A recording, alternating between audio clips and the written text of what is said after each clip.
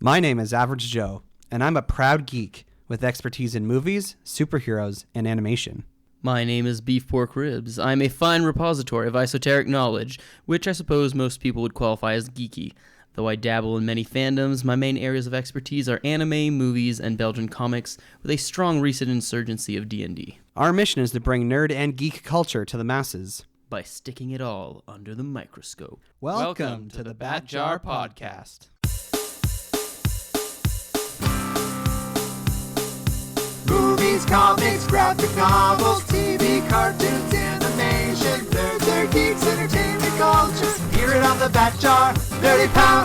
Nerds and geeks, come gather around the scene. Come and join us in the Bat Jar. Come and tune into Average Joe and his team. Lots of room here in the Bat Jar. When the newest nerdy news drops, these podcast pals put it under the scope.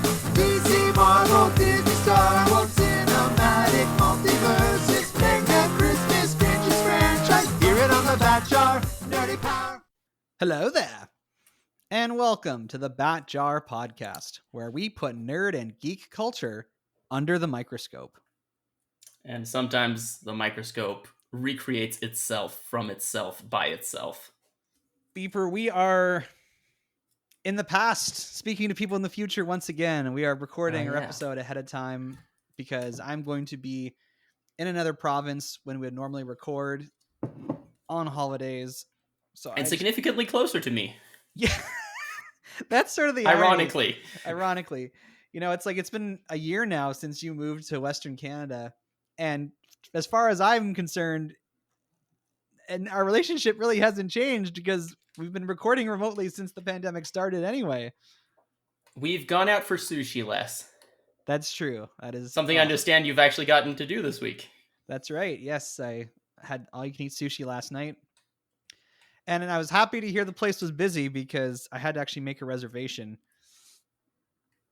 because they literally are so full. And I'm like, great, glad to see indoor dining is, at least the sushi restaurants are doing well. This week, it's gonna be very serious. We got some serious business to discuss. Yeah.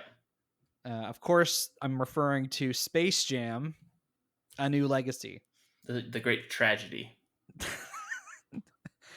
I don't know how this is going to go because I was talking to my roommate about this where I'm like, I'm not sure how hard I should be on a movie like this because, as we'll get into, it is a movie meant for kids. You don't prescribe to the yourmoviesucks.org Adam's idea on kids movies criticism.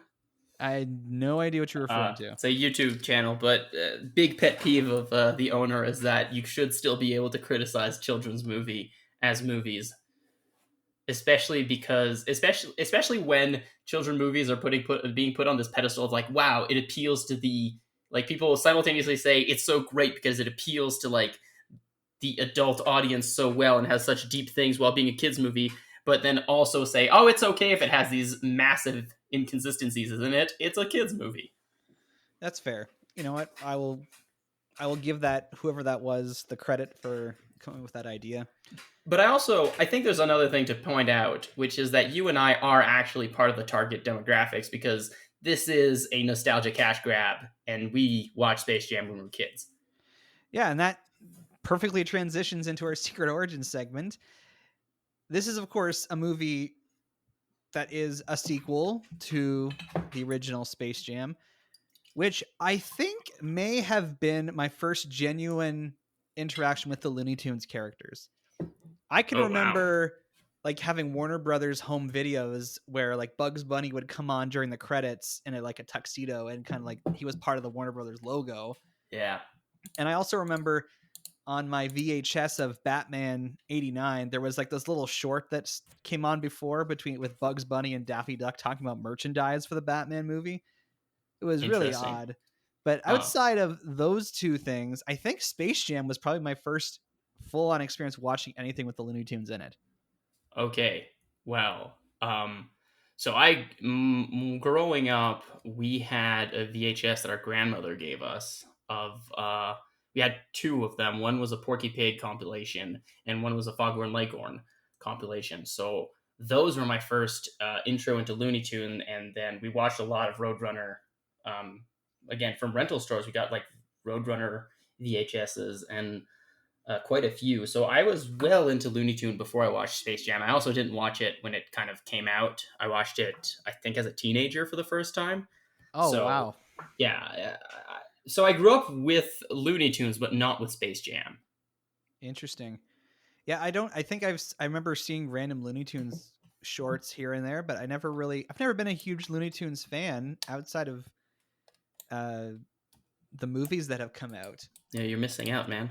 So even with the original Space Jam, like I've never been a huge basketball person, but I knew who Michael Jordan was. So it's like here are these two things that I'm not really interested in either, and I guess it was the right combination. It took the Looney Tunes for me to get excited about Michael Jordan and basketball, and vice versa. I think actually when I watched Space Jam, like obviously I knew who Michael Jordan was. Like you couldn't not, but I think the person I remember the most, I think Earl Boykins is in it, because one of the alien monsters in the first Space Jam was slightly shorter than the other ones. And he's like, I can't remember how tall he is. He's like 5 something, which makes him very short for an NBA player. And it was kind of like, he's the short player.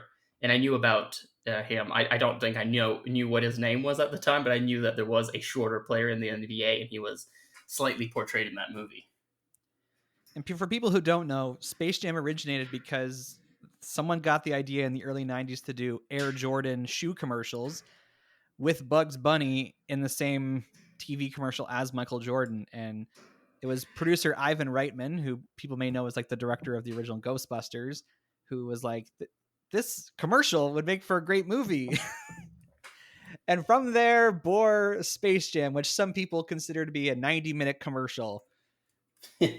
I mean, yes, but for a few different things, I guess. Yeah, I mean, I always see people refer to this one specific scene where Wayne Knight's character just sort of rhymes off a bunch of product placements to Michael Jordan as like, oh yeah, like this movie was loaded with product placements. And I don't have a problem with product placements. It feels realistic to me. It's like my life is full of all these brands.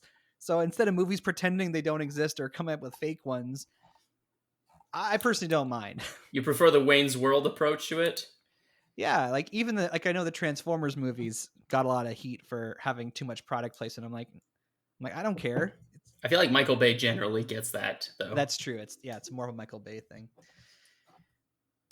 Now, because Space Jam was successful, there were ideas for a sequel, but Michael Jordan refused to return. He's like, I'm not doing any more of these. Which I can't entirely blame him for, considering not just what the movie ended up being, but kind of the way he was portrayed. Like, I mean, you know, athletes turned actors usually doesn't work unless you were an athlete in something that was already halfway to acting, like wrestling.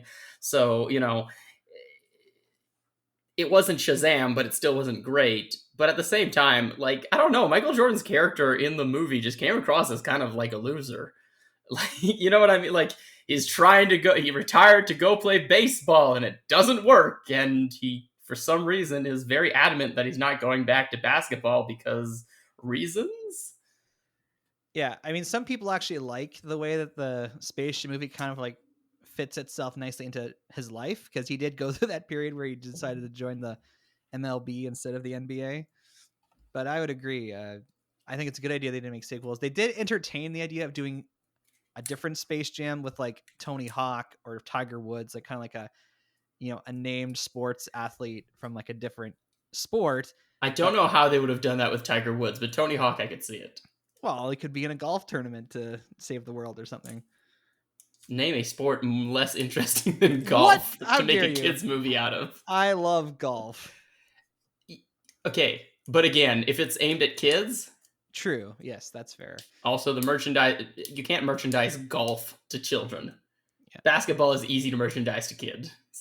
Now, they made a movie in 2003 that I actually enjoy called Looney Tunes Back in Action. And it was another attempt at kind of these live-action animation hybrids. And it didn't do well. It wasn't received well critically or commercially. And so the failure of that movie, unfortunately, led to like the shelving of all future ideas of Looney Tunes being put into live action. But I thought it was decent. I enjoyed it. I thought it was fun. But apparently I was in the minority. I mean, it's weird because a lot of movies that do it tend to do pretty well and tend to do it but I feel like you need to plan it out in a more intelligent way than just let's put the Looney Tune in here. Because I feel like the movies where it doesn't work as well are things like Smurf, where it's just like, we're going to have a live action movie and we're going to have the Smurfs in it. And there's no effort put into why you have a mixture, unlike something like Who Framed Roger Rabbit, where the fact that there are tunes in the world is an intrinsic part of the story, right? Yeah, I mean, I feel like it's also just a case of, unlike the Disney characters like Mickey Mouse and whatnot that have been around for a very long time, who have kind of maintained their popularity through, I guess, mostly television, I don't feel like the Looney Tunes have really maintained their presence. Like Space Jam in the 90s probably would have been the peak of their popularity, since decades before. And really, Yeah. there have been some Looney Tunes shows over the years that I've watched. Like I watched Lunatics Unleashed, which is a very loose action spin-off. And there was a Looney Tunes show from like 2011 to 2014 that people like and I enjoyed. But I think it's partially because Warner Brothers has had other good animated shows in the meantime. Like, Animaniacs happened, or Tiny Toons before that, then Animaniacs, and then, a bunch of spin-off DC TV shows that were animation that were really good. Like Teen Titans happened, and then later Teen Titans Go. Like Warner Brothers Animation has been producing great shows and a lot of them, in a certain way, pay homage to those kind of to what Looney Tunes was without replicating it. And I think that's probably the better way to go than, trying to reboot things constantly. Well, it wasn't until 2014 that the conversation about making another Space Jam started up. So it took 10 years from the time that Back in Action failed before they were like, yeah, like maybe we should try Space Jam again. Obviously, Michael Jordan had long retired from basketball and there was no point in bringing him back. But I think LeBron James was the first person they considered. And, this new movie has drawn a lot of controversy. And part of it was the selection of him as the basketball player to be in the movie.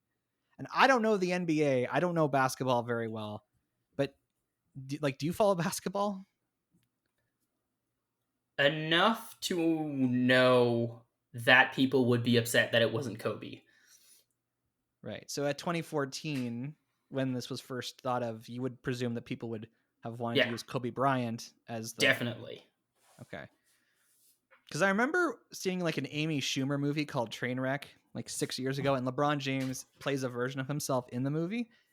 And he seemed I was like, oh, I couldn't even, I could tell he was a basketball player because he's playing basketball in the movie. But I'm like, this guy is funny, charming.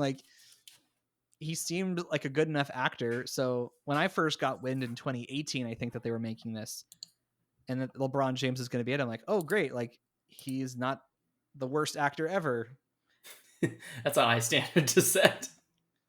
So I don't know. Maybe they did ask Kobe Bryant to be involved and he said no. And maybe LeBron James was the second choice. And of course, if you know basketball, you know that Kobe Bryant, I think was it 2020? He passed away, or was it earlier than that? It's either 2020 or 2019. You guys can tell we are great sports fanatic. Well, I like hockey and golf, but basketball has never really been my thing. I think the only time I've ever really paid attention to basketball was the 2019 playoffs when the Toronto Raptors won the championship. I pay attention to hockey when the Habs are in the playoffs. So needless to say, that the selection of LeBron James as the basketball player to be in a Space Jam movie has gotten some people ruffled, which is fair. I guess he's not universally seen as this generation's best player out there. Yeah, but I feel like it's also, he's not Michael Jordan.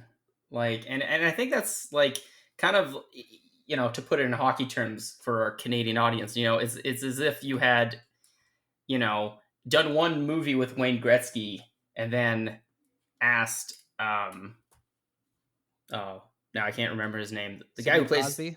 No, not Sidney Crosby, because Sidney Crosby at this point has proven himself pretty good. The guy who's at Edmonton Connor McDavid. like I do get that LeBron James is further in his career than Connor McDavid is, and had won a few titles, but also with a few different people, and they do allude to that in the movie. But it's I don't know. Like I feel like the first movie, like the first, I was just thinking about the two movies in relation to one another, and the first one it was like the highlight reel was about Michael Jordan retiring, not about his accomplishment. And it felt like they were trying to push to show that LeBron James was good. I'm like, I understand why the movie is doing this and setting this up, kind of, but at the same time, in the first movie, it was just no. They just assumed everybody knows who Michael Jordan is and how amazing he is, right? You didn't need to hype it up. And that difference, I think, to be fair, I don't think it would have been any better with Kobe, because I think there still would have been people who would say LeBron James might have been, the choice. Like, I think neither one of them distinguished themselves enough to be the next Michael Jordan fully, which I think would have just made people upset regardless. So before we get into too many specifics, this is an example of what we determined a few months ago as a generational sequel. It's been 25 years since the last Space Jam. Lord. And there's really, it barely qualifies, because if you recall, we said that had to be at least one person as an actor. Lola or Bunny producer, had to be involved. Ivan Reitman, as I mentioned before, he was one of the main producers of the original Space Jam, and he's credited as an executive producer on this one. So he's technically involved with both movies, but the second one, he has a smaller role. And then the only actor who's involved in both movies is Bob Bergen, but he doesn't play the same roles. In the original, he was playing Porky Pig and someone else. But in this one, he's literally only doing the voice of Tweety Bird. Interesting, because the voice of Porky Pig really annoyed me. So I'm like, does this count as a sequel? Because that actor's there, but he's not playing the same part. And that one producer's there, but he has a smaller role. Yeah, I don't know. All right. Well, if we're following the letter of the law we established, we can comfortably say it has enough to be considered. Yes, enough to be considered a sequel. In terms of when this movie came out at the box office, it was available for free to people with HBO Max subscriptions in the United States. And it seems to be the trend, if we're looking at box office numbers of the pandemic era, that any movie that is available on a streaming service simultaneously is going to do less business at the box office, obviously because there's other ways for people to watch it. Compared to like the Fast and the Furious movie that came out where it was only available in theaters. You couldn't even rent it digitally if you wanted to. If you wanted to see it, you had to go to the theater. But you know what? Even despite it being available, it was number one in its first weekend. It beat out Black Widow, which was we've talked about that.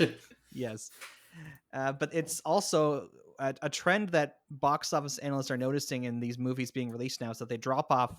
Their second weekends have like 70% drop-offs, which is like very like drastic. And it suggests that in this current environment of movie going, if people want to go see a movie, they'll go see it opening weekend, and then like there won't be much repeat business. Yeah. Although I think that was a trend that was starting before the pandemic. Yeah, generally big blockbusters that have huge openings will have like a 60 to 70% drop. But usually like smaller movies that have a smaller opening won't drop as drastically. Yeah, that makes sense. So I don't know. This movie cost $150 million to make. And to date, it's only made about $45 million domestically. So I'm sure its international numbers will bump it up. But this movie has quite a way to go before it turns a profit for Warner Brothers. And who knows, maybe it'll just get more people to subscribe to HBO Max and they'll get more money that way. Which doesn't help us in Canada. No, but it also, I don't know, I guess basketball does have fans kind of worldwide, but not that many. I feel like it's one of those sports that is pretty localized in North America. Yeah. Well, let's not delay this any further. Beeper, give us the Blu-ray case description for Space Jam: A New Legacy. What in the Matrix? Welcome to the Space Jam. Wow, this world is massive. I need to assemble an elite team. Follow me, Doc. I'm a cartoon? Group picture. Speaking from experience, that's gonna leave a mark. So many different worlds to explore. I can't wait to see what I turn into here. I'm freaking Robin? Nerd alert. Space Jam, rated PG, July 16. In a world where apparently Space Jam may or may not have actually existed in the past, it's kind of unclear, but it definitely has because there's direct references to it. LeBron James is hijacked by an AI, expertly played by Don Cheadle, and even though this AI has godlike powers, he challenges LeBron James to a basketball game because LeBron James called him stupid. Also, LeBron James' son is in it, and that's a subplot we're going to talk about later. And then he needs the Looney Tunes' help to... Not really, actually. He specifically tries not to. Sorry, I'll finish it. Also, his son is in there, and he must gather the best team, probably, to defeat a cheating, hacking god computer who still manages to lose. So, I kind of like what Don Cheadle was the best thing about this movie. Can we just agree on that from the get-go? Yes. Okay. Yeah, way better villain than Danny DeVito as an alien theme park mogul. Kind of like, I we'll get to that. Okay, so we talked about this already, but so this movie has not been received well, even though it was #1 at the box office. Critics and audiences are hating on it, and naturally, because of the first Space Jam movie, there is this comparison being made between LeBron James and Michael Jordan. Yeah. Ignoring their real world basketball careers, if I look at them as their roles in these movies, they're both playing like fictionalized versions of themselves. They both have families that are played by actors. I didn't know. I assumed, but I wasn't sure about that. Yeah, like apparently LeBron James does have 2 sons and a daughter and a wife in real life, but they're all Those are the real names that were used in the movie too? They changed the names too. Okay. I don't know if that's just to protect the privacy of his family or whatever, but if I look at the roles that the actors whatever, sure, they're acting in this counts. They're acting, yeah. They're acting their hearts out. Yeah, if I look at their roles in these 2 movies, I think I prefer LeBron James's role. He's more of a main character, like in yes, like Michael Jordan gets isekai'd into the plot of the first Space Jam. Like the conflict is between the aliens and I don't know. I feel like this one was more of an isekai, really. Oh yeah, this is an isekai too, but I'm saying like LeBron James is a main character in the plot of this isekai, whereas he's not like Michael Jordan isn't involved in the central conflict of the original Space Jam. He's kind of like just roped into it literally by the Looney Tunes. I mean, LeBron James is kind of roped into it by Don Cheadle's character, so like it's not. Yeah, but at least he's the one who has the conflict with the antagonist, right? And it's the Looney Tunes. That's true. He isn't just dragged in by the people who are already in a conflict. Yeah. You're right. Which is granted like a natural thing in an isekai that a character gets kind of sucked into another person's problem, but so I enjoyed that he actually had a connection with the villain. And yeah. I feel like LeBron James actually had like a character arc in the movie. I mean, a really forced one. Better than nothing. Like Michael Jordan is basically the same guy he was at the beginning and the end of Space Jam. Like he decides he loses his powers because he gets sucked out of him. Yeah, no, they're... But that kind of, I don't know, we're hovering around this thing that kind of like bothered me about this movie, which was kind of the inconsistency in tone. Like, there were 3 things they were trying to do, and they weren't matching up as well as they thought it did. Okay, so what were they trying to do? What were the 3 So things? they were trying to do the LeBron James is too hard on his son and has to learn to accept that. They were doing the fundamentals are better than cheating, and that was the most sloppy one of it all. Like that made no sense in and out of context. And they were also trying to do the learning to accept yourself as you are, which also didn't really work because technically the Looney Tunes accepting themselves as they are is cheating at basketball and not doing fundamentals. So like those two conflicted really strongly. But in that, there was also this kind of idea of like, which I think is reactionary, which a lot of these, later sequels are very reactionary. Like the plot made a lot more sense, except it also didn't. Like they did do really good tie-ins with the villains. They tried to have a better overall overarching story that gave the hero some agency and made it about his family. But at the same time, they made the villain so ridiculous and the setting so ridiculous that it ended up going full circle and not making sense again. Yeah. Now, some of those things that you were pointing out, I guess I didn't really notice as much as like major themes, but it's true. Those were present in the movie. Like I got major Hook vibes from the central conflict with our AI villain. Because if you've seen Hook, it's about an adult Peter Pan and how Hook. Oh, okay. Sorry. When you said Hook, I was a little confused. Yes. Yeah, like there's a very strong. We won't get into it because we're not in spoilers, but there's a very strong parallel with the movie Hook, which I enjoyed. I'm like, sure, like this is great, and it kind of like again makes the conflict even in the final showdown more personal, and it helps LeBron James's character arc in the movie. I also want to give props. Like I was very impressed that Jeff Bergman and Eric Bauza were listed in the main cast of the movie at the beginning. Because they're the two actors who basically do most of the voices of the Looney Tunes in this movie. Oh, okay. And I feel like you didn't get that with the original Space Jam. Like you didn't know who the voice actors were until the end credits. Yeah, but it also still hit the it's not Mel Blanc problem. Well, I mean, Jeff Bergman has been one of the voices of Bugs Bunny since Mel Blanc died.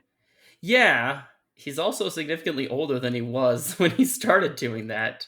And it does create a little bit of an like the problem when you watch the two Incredibles movies back to back. No, I haven't done that yet. I don't think I want to.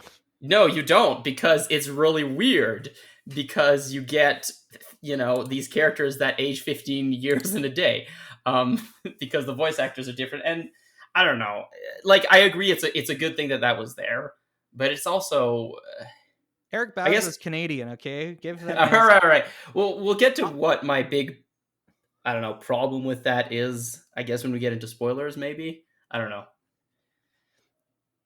There were some controversies around this film that it scratched my head. Like, first of all, there was the whole LeBron James thing. Where I'm like, whatever. Yeah. If they had to continue Space Jam with basketball, they had to use somebody. So, as a non-basketball fan, that didn't bother me. But then there was all this hullabaloo about Lola Bunny and how they were like the producers were commenting on how like sexualized her portrayal was in the original, and they wanted to like get away from that. Which is a fair thing to do, but also is going to disappoint a lot of her fans because that's why she has fans. Well, to me, again, I suppose like she didn't like swaying her hips or like flipping her ears like hair. But in terms of her appearance, she all of a sudden had blush on her cheeks. And I was like, if anything, this is an attempt to like more sexualize the character, like make them and like, I think it's less of an issue of sexualizing the character and more of an issue of like shoehorning her into gender stereotypes. Yeah. So, I mean, as far as how she was portrayed in this movie, I thought she was fun. I thought she was great. It just struck me as odd. It's like you're trying to make her less sexy, but then you add blush to her face. Yeah, no, there were definitely some strange choices around that. But like, make sure to wink at the camera at one point. But I think it's also I don't know, like, just because Lola Bunny was just kind of there. Like, she didn't really do much in either movie, to be honest. And she felt like a leader of the basketball team. She was the only one besides LeBron that knew what to do with. Like, there was a lot of her passing the ball back and forth with him, I noticed. I guess I don't know. To be fair, I also like low-key zoned out during like half of the game because it just went on for way too long. Uh, I've heard that complaint from other people. Also, they decided to cut out Pepe Le Pew from the movie because they decided that his whole humor of like forcing himself onto a woman who doesn't like him. yeah, but they kept Speedy Gonzalez. They kept Speedy Gonzalez, and then among the background characters, And they did make him very Mexican. He's actually played by that like Gabriel Iglesias guy, that like the comedian who's like all about fluffy, like I think is Okay, yeah. that guy. But okay, you want to remove, like, I get it, like, yeah, Pepe Le Pew's humor is not a good thing these days. But in the background, people have pointed out, in the background of the final showdown, you have the guys from A Clockwork Orange.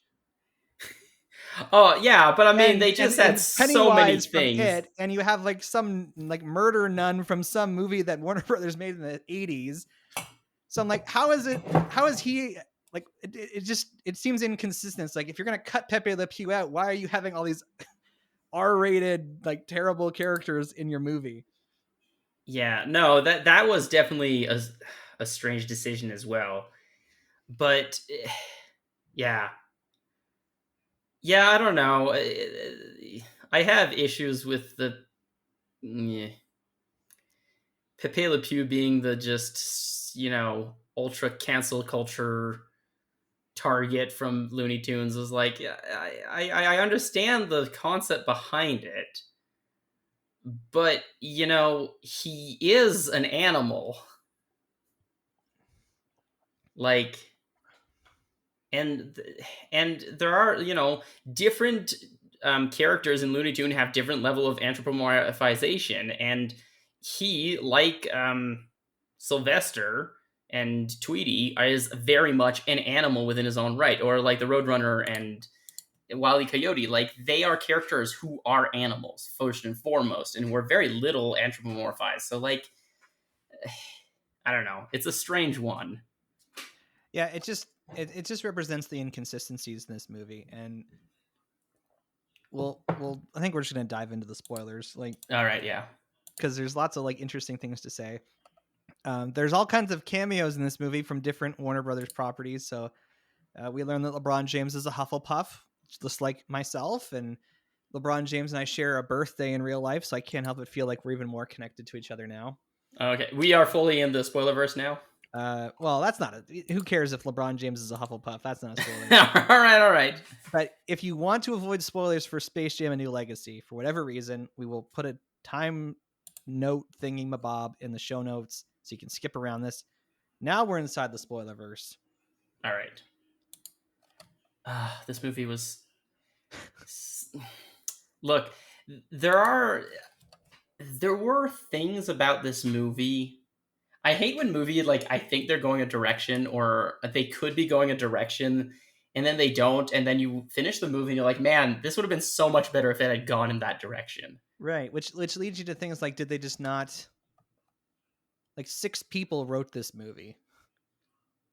Yeah, and like especially, I feel like the biggest problem with the movie is that, being as you'd already set up the main villain to be an algorithm that controls all of Warner Brothers, why did you limit yourself to Looney Tunes? And I think that's, again, we were talking about like inconsistencies or things that don't really work. Like, they tried really hard to make Don Cheadle's character, what is it? Algorithm. They tried to make Algorithm kind of a big control all of Warner Brothers and be kind of like, in charge of this entire universe, which I think was cool and was a good idea.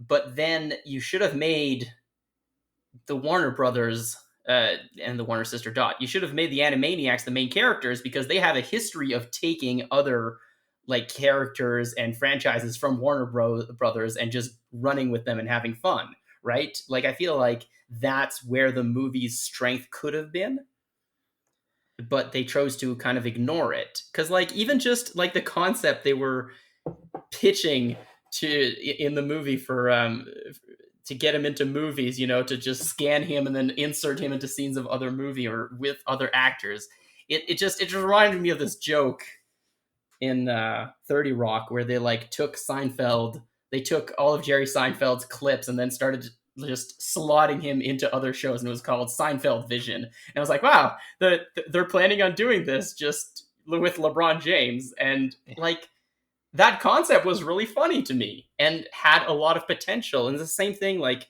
when they were gathering the Looney Tunes from different universes. Why was half of that a montage? That was comedy gold that worked. And if you were going to force it to be about the Looney Tunes, then you should have used more of the Warner Brothers universe there instead of just putting like a million cameos in the background that nobody had time to really look at and didn't really add anything to the plot. Yeah, I think like this reminds me of, I know you haven't seen it, but in Ralph Breaks the Internet, when they go to the Oh My Disney website and there's all the different characters just sort of there kind of representing the Disney empire. It felt a lot like that, only somehow less meaningful because it's like just window dressing. Like, oh, look, it's a Game of Thrones planet and there's a dragon. Ooh. Oh, Rick and Morty are there. Okay, to be fair, Foghorn Leghorn being Daenerys Targaryen, amazing. And I kind of, again, I wanted to see more of that. And I enjoyed that little. Yeah, I agree. They could have done more with the Looney Tunes characters being inserted. Yeah, like make the game in the movie shorter, and make a bigger thing about picking up the Looney Tunes. That way, you get more character development from the Tunes. Maybe more of the backstory of why they ended up leaving and left Bugs Bunny alone. Kind of get his character there. Get them to bond with LeBron James a little bit more. Because that was another inconsistency, is like they made this big deal that LeBron James focused only on basketball, and yet he knows all the Looney Tune characters and is a big fan, and like there's so many things that he's like, oh, that's this, that's that. Like he has the pop culture knowledge of this podcast, and yet he's supposed to have been only focused on basketball to the point where he doesn't even understand what video games are. And I mean, it's cool that he knows that Iron Giant, it was inspired by Superman. Like I was like, oh, like that's a nice attention to detail, but I guess you're right. Like, but it didn't make sense. Doesn't make sense for that. Especially given when Iron Giant came out. Yeah. And then that causes the problem here too. It's like, I think that's why they constructed this movie incorrectly, is like, if you have it set within inside the servers of Warner Brothers and like every whatever character can be there, and LeBron James like, oh, I want to get the best players, Superman, King Kong, Iron Giant. And then the reason why he doesn't get them is because Bugs Bunny is on this like mission to like get all his friends back together. And I'm like, Bugs Bunny, his son is on the line and you're just screwing this guy over for yourself. And I'm like, I guess that's what Bugs Bunny does, but yeah, but at the same time, that was just kind of in the background. They didn't really address it that much. I mean, they kind of did, but it was more lip service than. Ain't I a stinker? Like that's kind of part of his shtick, is that he's like always kind of self-interested, but definitely worse here. Because it's like you really are like screwing this guy over. But also, I think it also because it happened in the montage. It happened really quickly, and we don't really get an explanation. Like there could have been better way. Like I feel they did it a little bit with Daffy and Porky in the DC universe, and like they really set up why Superman and Batman are definitely not joining. Superman would have listened to them. Like, come on, like. Well, yeah, obviously. The reason they had to leave was ridiculous. I'm like, seriously, like you got Superman and the Flash right there. Yeah, like you get those two on the team. It doesn't matter who they have on their team and who you have on your team. You've won the game. But then it's even worse because literally all those characters show up to watch the game. And I was like, why can't the Iron Giant sub in at this point? He's just, him and King Kong are just hanging out, watching on the sidelines.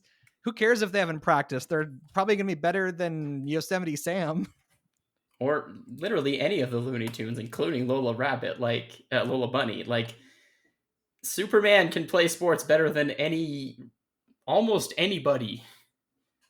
Yeah, and that finale during I've heard people complain about the game being too long, and you mentioned that too. I actually enjoyed how much screen time the actual final competition got, but man, was it a terrible decision to have all those characters just in the background. It was so distracting, and like the weirdest part is like a lot of them weren't even like, they were like kind of like actors wearing like Halloween costume versions. Yeah, like I remember distinctly being taken completely out of the movie when I saw Dr. Freeze from Batman and Robin. Mr. Freeze. I was like, Mr. Freeze, like that's like, not Arnold Schwarzenegger. It's very distracting.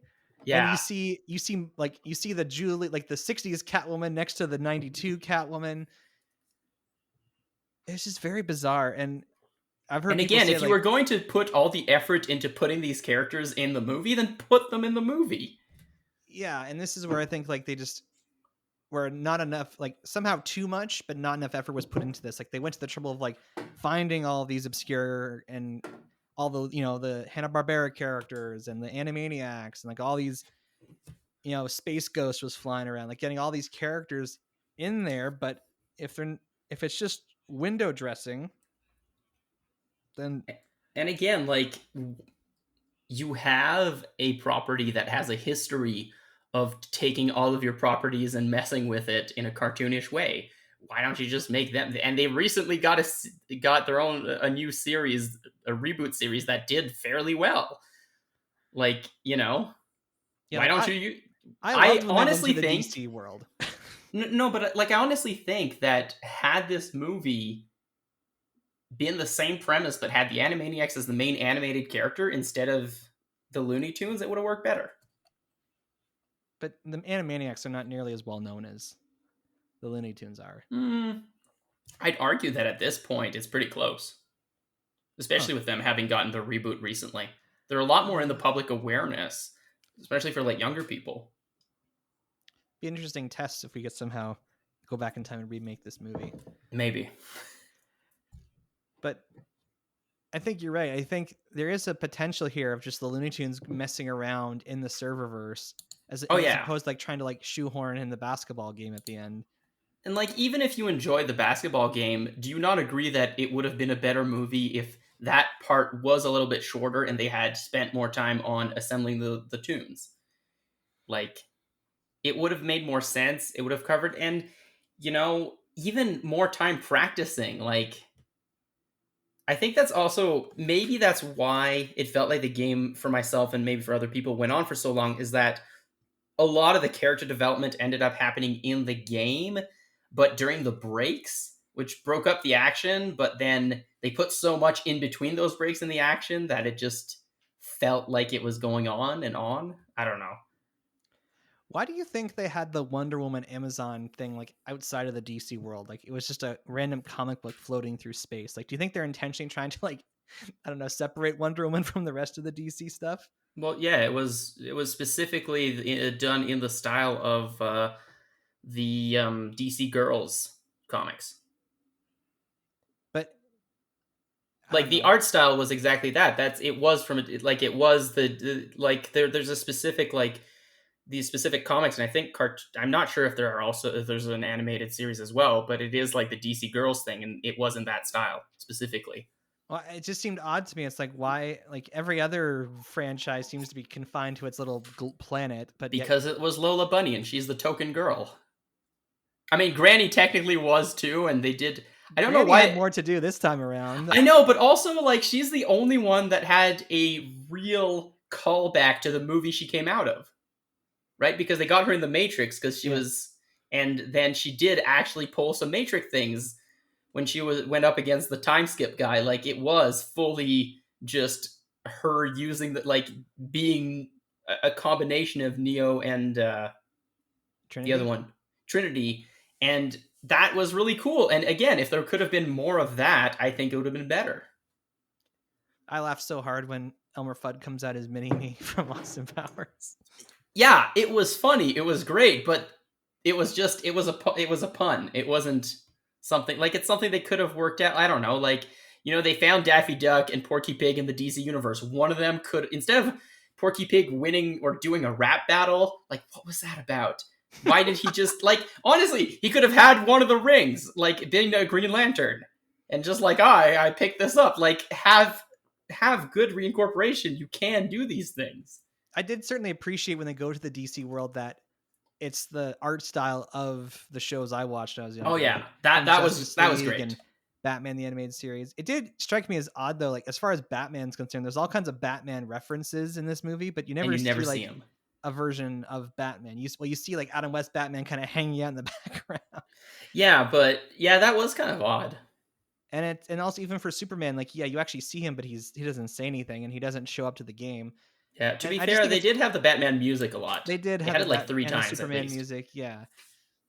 But what I appreciate most about that is that they're acknowledging that those specific versions of the DC characters are what most people see as most iconic at this point. Yeah, that's true. They had the entire server. They didn't have to stay in the animated versions of the DC characters. They could have had the DCU. I mean, that just says something about how well the DC live action movies of late have been received. Well, the only one that was actually present was Aquaman. Yeah, There was was an a poster Aquaman for poster. the Suicide Yeah. Squad. Oh, really? I didn't see that one, but I saw And- the Aquaman poster in the yeah. background. So, and people might ask, Rosario Dawson played Wonder Woman in this, and she did the voice of Wonder Woman in a bunch of the direct-to-video movies, so there is some tradition. And yet, they had the DCEU Wonder Woman music during the trial. Yes, yeah. Which also was kind of weird. Yeah, I suppose there's been lots of versions of DC things, whereas like Game of Thrones or The Wizard of Oz, there's really only like the one version of them. Yeah. So there's not a lot to pull from. Sorry, I was just looking at our list of things. Can we just talk about the stupidity of Don Cheadle's plan? Like, he has the power to warp everybody. It's like... Have you ever seen Cool World? No. I've heard of it. Okay. Like, it's a very important part of the plot that it's really hard to bring Noids into Cool World, like to bring humans into the animated world. Whereas, like, for some reason, Algorithm could have just done it at any time he wanted. Like, he had that power all along. Why did he use it? If he, like, because ostensibly his main motivation is that he's lonely and he's not recognized. Well, he could have literally isekai'd everybody and pulled a sword out online and been the god of the world he created, and then everybody can hang out among the peasants. Like, he literally could have done that. Yeah. Like, he gains absolutely nothing. I get that he has a, like, specific vendetta against LeBron James because he called him stupid, which, again, is a super childish thing for a hyper-intelligent AI to go for. But in my mind, that's almost realistic, because sometimes in real life, people have bad ideas, and you don't know how to tell them that idea sucks without them getting But that vindictive. idea wasn't that bad. Especially because, in the context, LeBron James says, you know, I don't know about athlete turned actors, which you shouldn't hang a lantern if it's still terrible. But, like, but also, that would have literally bypassed that problem. Because it wouldn't be him acting, it would be the recreation of him who can be the best actor in the world. So, like, that his argument against that project was stupid, was literally dumb and made no sense, and yet he got away with calling the algorithm stupid. I mean, I know it got downgraded by the fact that his son walked out on him, but, like, I don't know. Also, man, they were not subtle about the themes and exactly where the themes of the movie was going. Yeah, so like the hook thing. So Don Cheadle basically is kind of almost brainwashing LeBron James's son, being like, oh, like your father doesn't care about you, but I care about you. And, you know, he ends up getting into play for his team in the big game. But, and again, he just seems to, like, flip the switch to just go pure evil at the end for pretty bad reasons. Well, yeah, I guess he's a hyper-intelligent AI, but he doesn't have emotional intelligence. He's very immature and insecure. I guess, yeah. I don't know how you can program emotional intelligence, because you're right. He's hyper-intelligent, but yet he makes very childish and, like, impulsive decisions. So, which, I mean, Don Cheadle played it really well. Like, it was I bought his character a lot more than most of the other characters in the movie. I heard the Weekly Planet guys complained about how the kind of bad dad, that was like the story of like every kid's film in the 90s, and how they kind of felt it was a very passé thing to include in the movie now. But I didn't mind it. I thought it was good. I thought it was... Like, I feel like if it's done more intelligently, yes. But it wasn't done intelligently, and it wasn't done subtly. Like, I mean, but at least if it made sense. Like, he was told when he was a kid, you gotta focus on basketball if you want to succeed. And that he kind of like in the universe of this movie, he continued that philosophy all the way into his adulthood, and naturally he's trying to pass that methodology onto his kids, and that's creating the divide. Yeah, except again, and this is why like the themes were weird, because they also tried to have the like theme of like effort versus cheating, and like his kid programming the game was cheating, but it wasn't. He programmed the game, he made it. It is a video game. Like, that's the thing. Like, the premise is that it is a basketball game in a video game. So, you know, it's not really taking shotguns to program himself better, but he also didn't have to do it. He just have to know how to, like, because that's another thing. They could have leaned into the Tron-ness of it a bit more, which I think would have been cool as well. Like the idea that LeBron James doesn't know how to play video games of basketball, and that's why his son is beating him. And then they could have had the reconciliation where he recognizes what his son is doing and that he put a lot of effort into it, and then played together. You mentioned the CGI. You didn't think it was very good.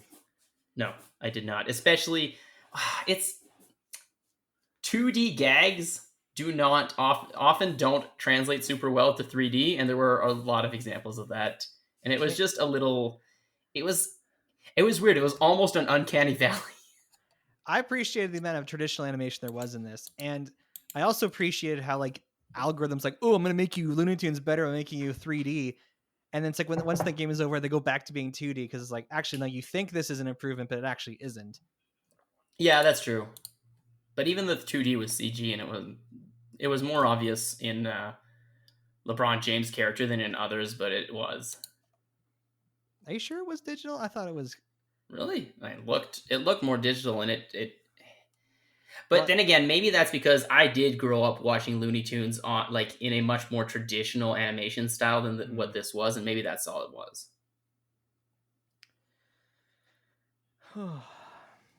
But I mean, credit where credit is due.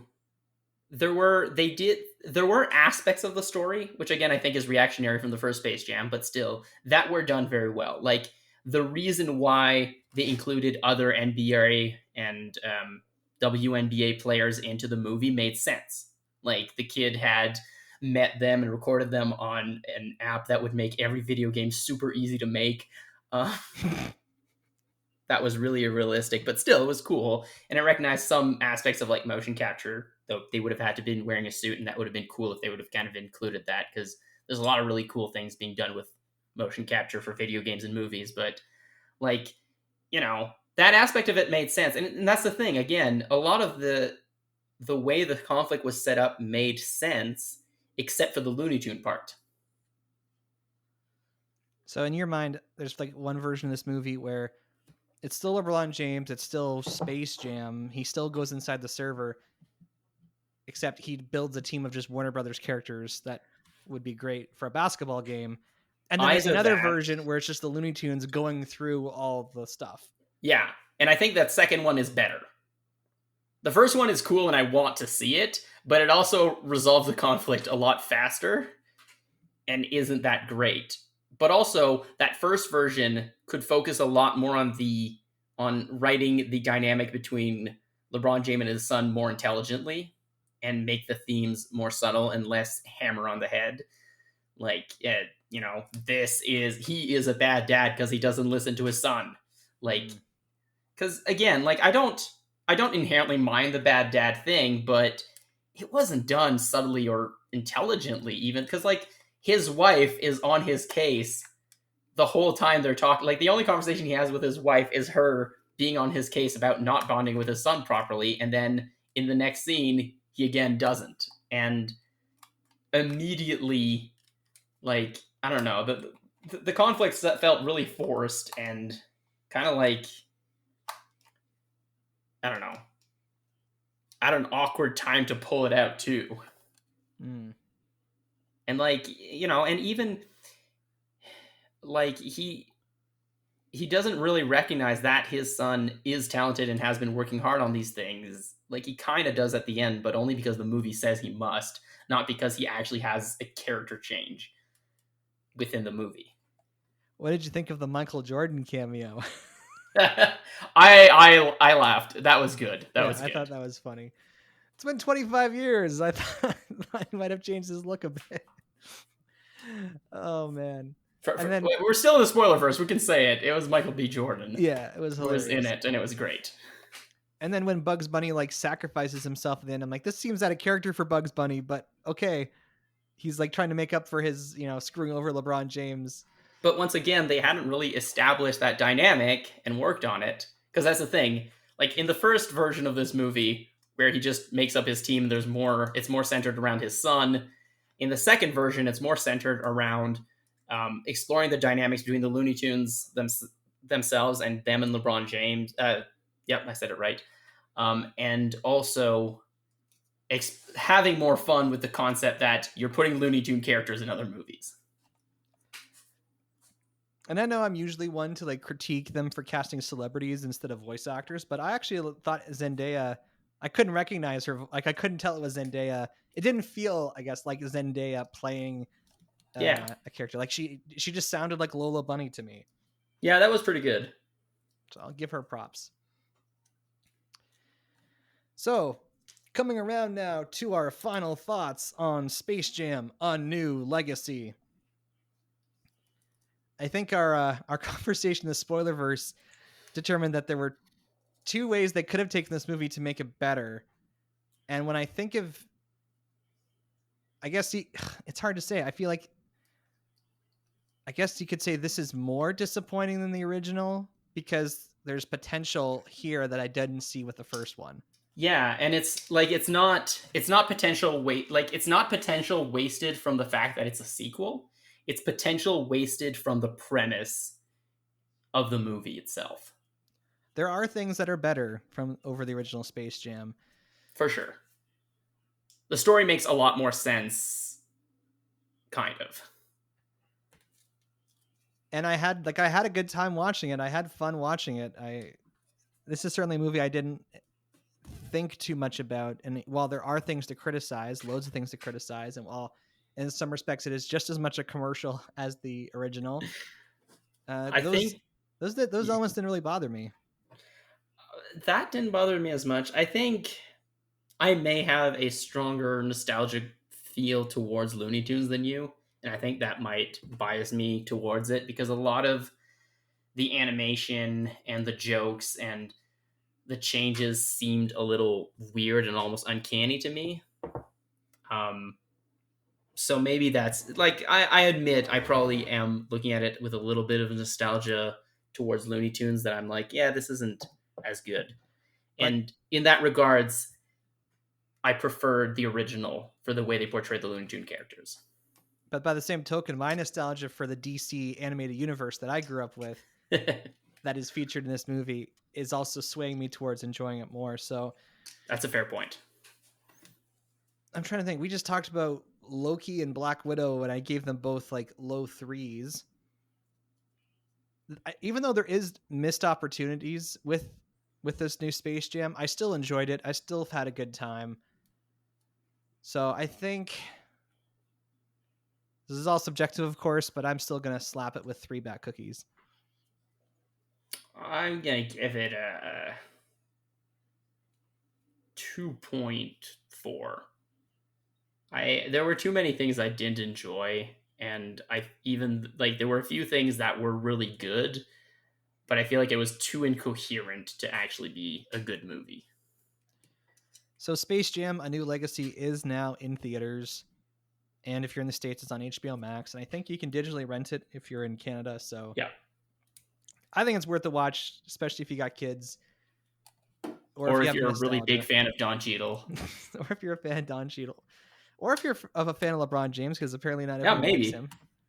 Well, yeah, definitely if you're a fan of LeBron James, you should watch this because man is not everyone's favorite person. If you want to reach the show, you can send us an email at batjarpodcast@gmail.com. Or you can tweet us at The Bat Cookie Jar. You can find the Bat Jar Podcast wherever you listen to podcasts, including YouTube, because we got a channel. Share our posts on Facebook, write reviews, give our shows a rating. This will help all people join us inside the Bat Jar, and we appreciate it dearly. So this is normally when we would go inside the Bat Jar and pull out a topic for next week, but we are finally getting back to the point where there's just new superhero movies just coming out in theaters. No shutdowns keeping us from going to see them. The Suicide Squad is coming out this Friday, like the Friday that this episode releases.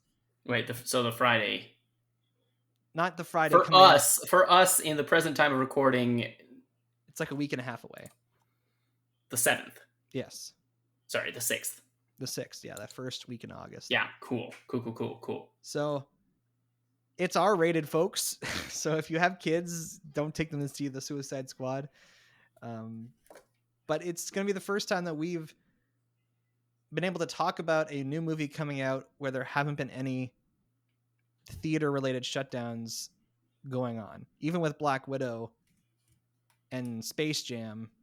Actually, I guess by the time Space Jam came out, theaters were open in Ontario. Anyway, point is, it's the first time we're going to talk about a new movie fresh out of the jar. And I'm personally excited. So come back to the Batchar podcast next week and we talk about The Suicide Squad. And until then, I'm Average Joe. I'm Beef Pork Ribs. Catch you on the flip side. They should remake Attack on Arkham.